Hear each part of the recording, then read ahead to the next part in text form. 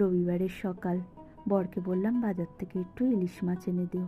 বাজার থেকে মাছ কিনে এনে বলল আজ সর্ষে ইলিশ করো। হাতে খুব কম সময় থাকার জন্য তাড়াতাড়ি করে মাছ ঠাছ ধুয়ে নুন আর হলুদ মাখিয়ে মাছটাকে রেখে দিয়েছিলাম। তারপর কালো সর্ষে আর গোটা জিরা আর কয়েকটা লঙ্কা দিয়ে শাশুড়িকে বললাম একটু শিলে ভালো করে বেটে দাও। শিলে বাটার টেস্ট আলাদাই একটা স্বাদ।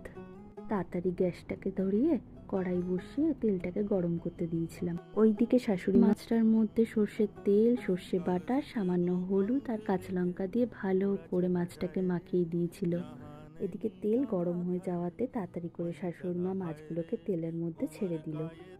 মনে মনে ভাবছিলাম ভালোই হলো, গরম তেলের মধ্যে মাছ ছাড়তে আমি একটু ভয়ই পাই। গ্যাসের ফ্লেমটা লো করে দিয়ে মাছগুলোকে উল্টে পাল্টে ঢাকা দিয়ে দিয়েছিল।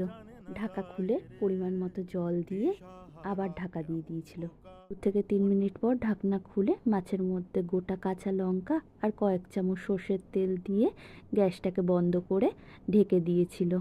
ঢাকনাটা যখন খুললাম গন্ধেই পেটটা ভরে যাচ্ছিল। তাড়াতাড়ি করে বরকে ভাত আর মাছটা বেড়ে দিয়ে বললাম এবার খেয়ে দেখো তো কেমন। মাকে রিভিউ দিতে ভুলো না, সর্ষে ইলিশটা তোমার মাই করেছে।